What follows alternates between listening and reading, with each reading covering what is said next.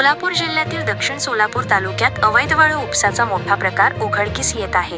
भीमा आणि सीना नदीपात्रात दिवसरात्र सुरू असलेल्या या वाळू उपसामुळे पर्यावरण धोक्यात आले असून प्रशासनाच्या भूमिकेवर गंभीर प्रश्न उपस्थित होत आहेत। अप्पर मंद्रुप परिसरात शेकडो हायवा ट्रकच्या माध्यमातून हजारो ब्रास वाळूची अवैधरित्या वाहतूक होत असल्याचे समोर आले आहे। स्थानिकांच्या मते वाळू माफिया आणि काही अधिकाऱ्यांच्या संगनमतानेच नद्यांवर अक्षरशः दरोडे टाकले जात आहेत। या पार्श्वभूमीवर प्रहार संघटनेच्या वतीने जिल्हाध्यक्ष अजित कुलकर्णी यांनी अप्पर तहसीलदारांना निवेदन देत तात्काळ कारवाईची मागणी केली आहे। अवैध वाळू उपसाचे पुरावे सादर करत संबंधितांवर कठोर कारवाई झाली नाही तर शेतकऱ्यांना सोबत घेऊन मोठा संघर्ष उभारण्याचा इशारा देण्यात आला आहे। तसेच प्रशासनाने दुर्लक्ष केल्यास महसूल मंत्री चंद्रशेखर बावनकुळे यांच्या पुतळ्याचे नदीपात्रातील वाळूत प्रतिकात्मक दफन करण्यात येईल असा तीव्र इशाराही देण्यात आला आहे। दरम्यान अवैध वाळू उपसामुळे नदीचे पात्र खोल आणि विस्तृत होत चालले असून भविष्यात पूरस्थिती अधिक गंभीर होण्याची शक्यता व्यक्त केली जात आहे।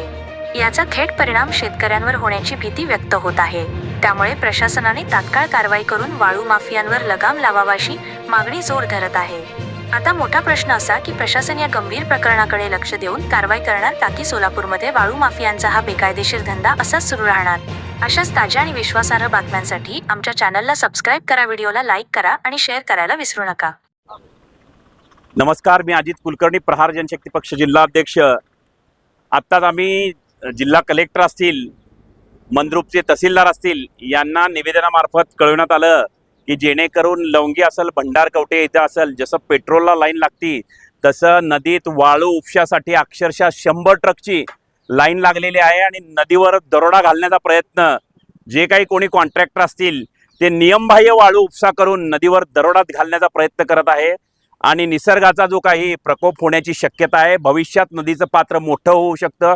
भविष्यात शेतकऱ्यांना इथं जे काही आहे पावसाळा चालू झाल्यानंतर भविष्यात येणारा म्हणजे जे काही मोठ्या प्रमाणात पाणी जर आलं तर नदीत खड्डे होऊन मोठा पुराचा धोका उद्भवू शकतो। NGT मार्फत कुठल्याही पद्धतीत म्हणजे नॅशनल हरित लवादा मार्फत कुठल्याही म्हणजे नियमावलीला धरून वाळू उपसा होत नसून वेळोवेळी 2 पत्र देऊन जिल्हा प्रशासन, जिल्हा कलेक्टर असतील, कलेक्टर साहेब असतील किंवा तहसीलदार असतील, संबंधित पोलीस प्रशासन असेल किंवा संबंधित दुसरे कोणी पोलीस प्रशासनाचे अधिकारी असतील यांना वेळोवेळी निवेदन देऊन सुद्धा नदीतील वाळूवर जो दरोडा टाकण्यात येत आहे तो कमी होण्याचं इथं काही चान्सेस दिसत नाही।